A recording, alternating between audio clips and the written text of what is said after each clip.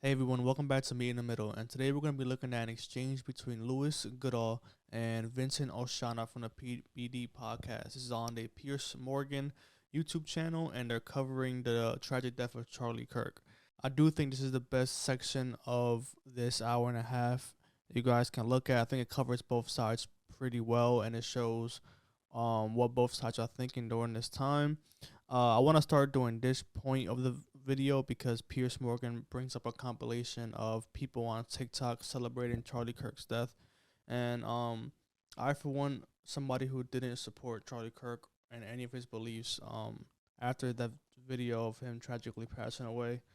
I don't support anybody who supports that type of stuff here in America, even though I don't agree with Charlie Kirk. I do also don't agree with the fact that you should kill somebody because you disagree with them. Thank God that killer has been arrested now, and hopefully he gets his time in court and he gets processed for what he did. But to be fair on both sides, I do want to show this compilation here because I think this is a very disturbing compilation. And if you support anything, any part of this video I'm about to show you, then you shouldn't be a part of this channel. Now, with all that being said, there are things that Vincent Oshana here says that I do want to disagree with and show you guys also. So I think it covers both sides pretty evenly, so we'll see. Got AK'd. And he's gone. He did say that gun deaths were an acceptable side effect of gun rights. We got Charlie in the neck. We got Charlie in the neck. There are hundreds, thousands maybe, more examples like this. But we've seen teachers, we've seen hospital executives, we've seen people who want to run places like the Oxford University Union, for example, and so on, all coming out with similar gleeful celebration at the murder of a 31-year-old father of two young children. I find it utterly despicable, but also quite terrifying, actually, that they're so brazenly doing this. What is your reaction to that? Well, Piers, my reaction is that I think it's reprehensible. And I think it is part of a much wider pattern of behaviour, driven by partly social media, but in particular the hyper-polarisation of American politics, which is part of a big trend of legitimising violence, of making violence an acceptable means of prosecuting your politics. Where I would disagree, possibly with you, possibly with other members of the panel, is that this is somehow just confined to the left, or the idea that this is just happening on the left. Yes, there have been examples of that. We've just seen it just now. I was disgusted at the reaction to what happened with Luigi Manzioni earlier in the year. Very similar sort of phenomenon. Yeah. But let's see where it's happened in other parts of the right. Do you remember what happened with Paul Pelosi, for example? Nancy Pelosi's husband almost killed to death. What was the reaction of not just some random left-wing accounts, not some teacher, not whatever, but Don Jr., Donald Trump Jr.? He decided to put out a picture of a hammer and some underpants and say, I've got my Paul Pelosi Halloween costume tonight. This is the wider legitimization of violence that we're seeing. And let's just have a look. I mean, let's talk about some accounts that I've been looking at. You've been horrified what you've seen on Twitter, some stuff I've seen on Blue Sky, some stuff I've seen on X over the course of the last 24 hours. Liberals can never be allowed to run this country again. How can you coexist with people that want to murder you? If you vote Democrat at this point, you're a demonic, evil person. I will support whatever saves our country. Trump has a blank check as far as I'm concerned. I could go on, I could go on, and I could go on. And I could give a list of all of the many occasions we've seen in recent years of right-wing, hard-right, far-right terrorism that we saw against what happened in Minnesota. I mentioned Paul Pelosi, Josh Shapiro. In fact, I disagree with just as a matter of fact. Investigators found in the Shapiro case online activity and writings that included extreme right-wing, anti-Semitic conspiracy theories and rhetoric against Shapiro, who is, of course, Jewish and a Democrat, and in Michigan. And even in the last 24 hours or so, what do we see from Laura Loomer on Ilhan Omar, the Democratic Congresswoman, Laura Loomer being a very senior MAGA person? At the end of the day, everyone needs to realise that Ilhan Omar is a bloodthirsty Muslim terrorist sympathiser who has no place in our country. Her presence in Congress is a national security threat, and she's an enemy from within. So please, the idea that there is some sort of asymmetry on this, the fact of the matter is, America, and indeed the UK as well, we've got into a really negative cycle here, where basically the temperature goes up, and it goes up, and it goes up. And then sometimes some of the people who are responsible for that turn around and go, God, I can't believe it's so hot in here. Everyone needs to pull back from the brink. Social media needs to actually be reformed and needs to be changed. Elon Musk has been pretty responsible for some of this stuff that we've seen as well. So let's not pretend. If we pretend that this is just a problem of the left or of liberalism or of wokeism or whatever you want to say, this problem is not going to be any better or get any better. Let's use this as a moment for all of us to look within ourselves and decide to be better.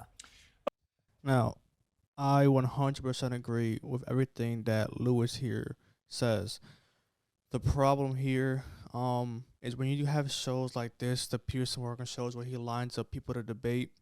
After the death of Charlie Kirk, and it being so recently, only in the past couple of days, you can see here this lady here and Vincent, they're not ready for that type of conversation, because as you see when I play Vincent's part, they're going to do the compare and contrast game. Well, this happened to us, and you can't compare that to us, and this isn't that. But the bottom line here is, which what Lewis said here, in America and across the globe, political discourse has become more and more and more violent and aggressive. And if we don't acknowledge things on both sides, then what are we doing here? Now, I want to get to the exchange between Vincent and himself, but I do want to get into what Vincent says here. So let's play some Vincent stuff. Okay, we've been joined on the panel by PBD podcast Angry Patriot, Vincent Oshana. Vinny, great to have you back on Uncensored. I'm sorry it's in such awful circumstances that we're talking on this Friday. But your response to what Lewis Goodall's just said, that this is a problem on all sides, that political violence has been ratcheting up and that there's a collective issue that needs to be dealt with. Well, Piers, thank you for having me, and hello to everybody on the panel. Piers, I'm sorry, but trying to compare a photo of a Pelosi hammer for a Halloween thing to somebody getting shot in the neck in front of his family at a campus is unbelievable. The fact that you're trying to make the two comparison is absurd, okay? And if we wanted, since you're on the left and you have those beliefs, give me something that the left is positive about. Because from what we're seeing, they're pro-abortion, they're pro-celebrating assassination, they're pro-open border. Give me something positive that the left is running on. Because at the end of the day, they're at the Democrats' 35-year low approval rating. And Piers, I have to go a little bit deeper. This isn't about left, this isn't about right. Charlie was a proponent. He was a Christian praising Jesus Christ everywhere that he went. And I think that's where we are, Piers. Ephesians chapter 6, verse 12 says, "For we not wrestle with flesh and blood," Piers. It's principalities, it's evil, it's dark forces in high places. And it drives me crazy, Piers, that we've gotten to this point. And when Tim Walz and these people are like, well, I woke up, I wanted to hear bad news. Hearing TMZ lying when their freaking people are back there cheering of a murder of a guy that did what, Piers? He went to college campuses. He was peaceful. He just wanted to have a debate, a conversation. And it is the left, okay? When Joe Biden got diagnosed with colon cancer, who was celebrating?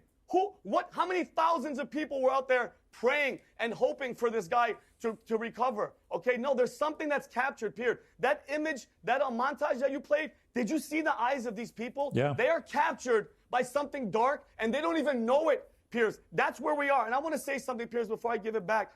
Charlie was not murdered. He was martyred. And I want to say this in the Bible, and I'm sorry, I never was this guy, Piers, but we're at the tipping point. We are here. We have to understand that it's God or you're on the opposite side. And Revelation chapter 6, verse 9, 10 basically says, when a martyr's blood hits the throne of heaven, it turns the vengeance of the king towards the evil ones on earth. So for all the people that want to get mad and do something, stay calm and be easy, because God, at the end of the day, Piers, has vengeance on all these people that are spilling innocent blood. Are you really saying? Now, I didn't want to interrupt Vincent's monologue here because I want to show him the respect, even though I disagree with the way he interprets what Lewis here was trying to say.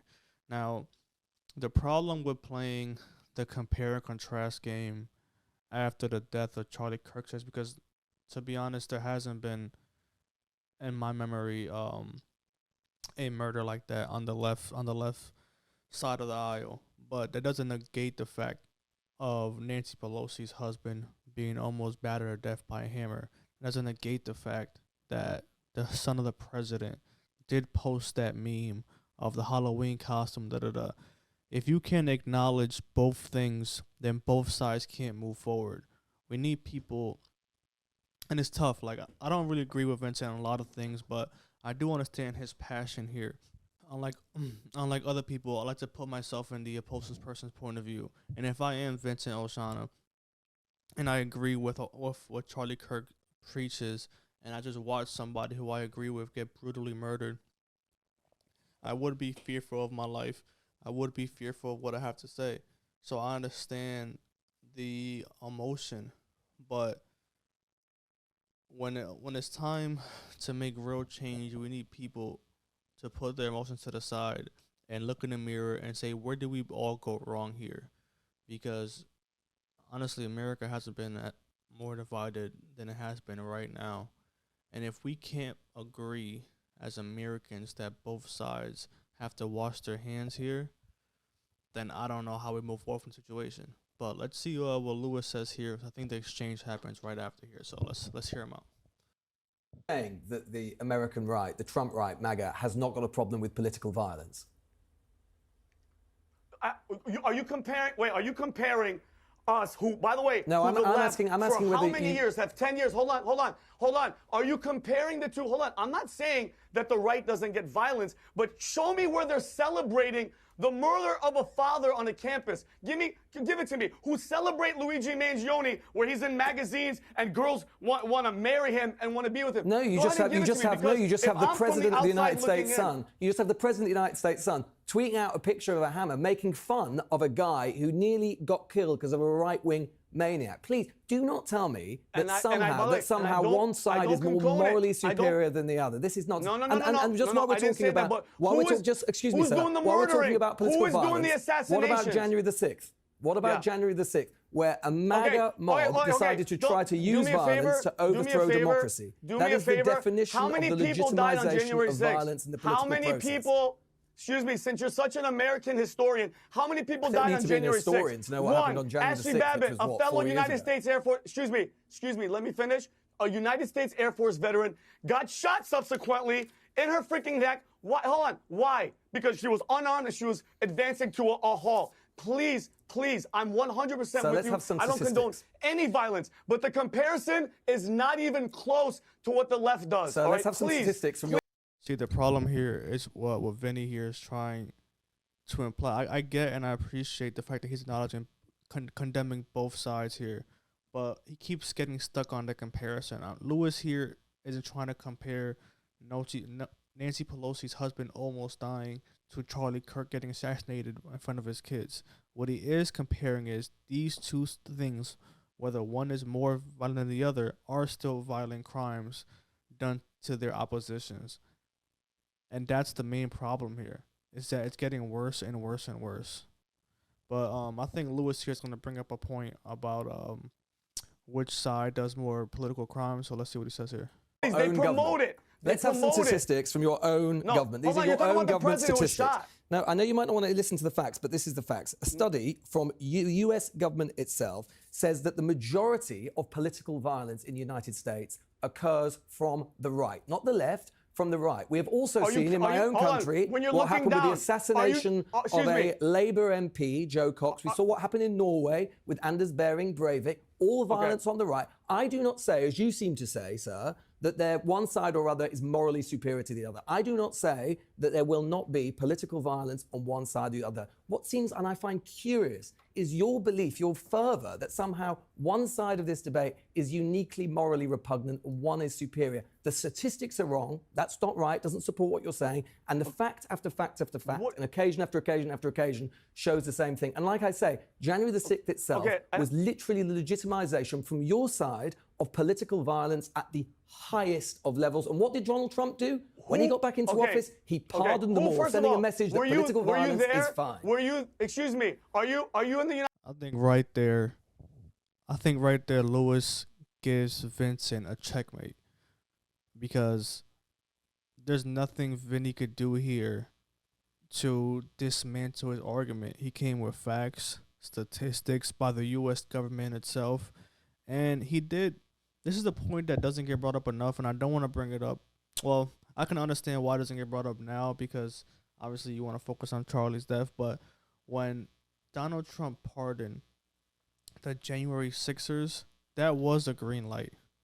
Now, thankfully, nobody has died after that, but Republicans have to admit, and I want to say this. Actually, you know what? I'm gonna start like this because I think it's both sides here. I'm gonna start Democrats. Democrats have to admit that using the words like fascist and Nazi against anybody who they disagree with, like Trump or Charlie, is a problem, and it undoubtedly led to both of their to Trump's almost assassination attempt and to Charlie's assassination. But what the right also has to acknowledge here is when Donald Trump says and does stuff like this, it also gives the green light. And thank God nothing has happened also with the Charlie stuff, but it's just the beginning, guys. And I am a little nervous for this country and where it's going because, as you can see, it's kind of hard for everybody here to agree that both sides are doing this. But that's enough on the exchange here. I think you get both points. I understand Vinny's passion, especially during a time like this, but I think Lewis won the exchange here. If you want to watch more, you go to PearsUncensored.com on YouTube, and you get to see this entire hour and a half debate. He brings more people on and off.